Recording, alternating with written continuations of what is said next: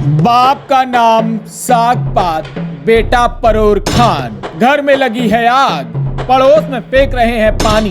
मणिपुर पर चुप्पी, इजराइल को समर्थन। कभी गंगा आरती तो कभी हाथों पर टैटू। वाह रे काशी, तेरी लीला गजब। शिव की काशी में सूफी हुए, संत हुए, वैराग्य दिखा। गृहस्थी का पाठ पढ़ा, मोक्ष और माया के संगम को समेटे। जिंदा शहर बनारस सतरंगी है, यहाँ के लोग अतरंगी है। लेकिन इसी बनारस में एक नया रंग 2014 के बाद चढ़ा।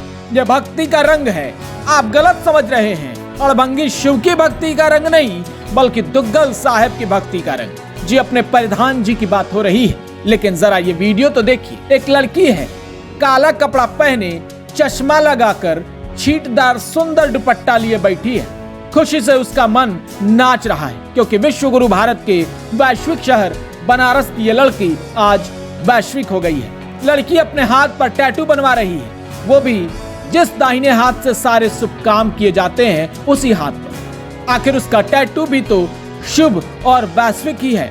तो क्या टैटू में इजराइल के समर्थन की बात है?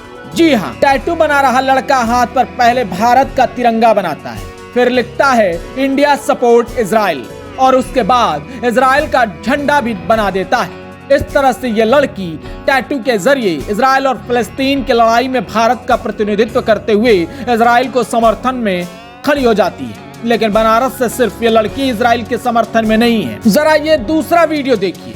ये दुनिया भर में मशहूर काशी की गंगा आरती का वीडियो है। आरती करने वाले युवा पंडित आरती के माध्यम से इजराइल का समर्थन कर रहे हैं, साथ ही मां गंगा से इजराइल के लिए प्रार्थना भी कर रहे हैं। आरती के दौरान इजराइल के समर्थन वाले पोस्टर लगाए गए हैं। इनमें कुछ पंडितों ने मोदी और इजराइल के प्रधानमंत्री नेतन्याहू की मुलाकात की तस्वीरें भी ले रखी हैं। तो साहब, ये नया भारत है जो अपने पुराने स्टैंड को बदल चुका है। ये नए भारत के लोग हैं जो फिलिस्तीन के हमले पर उसकी आलोचना तो करते ही हैं, लेकिन इजराइल द्वारा किए जा रहे नरसंहार पर चुप रहते हैं, उल्टा उसका समर्थन करने लगते हैं। एक दूसरा पहलू भी है। अपने ही देश में मणिपुर जब महीनों से जल रहा है तो उस पर समर्थन में टैटू नहीं बनवाते।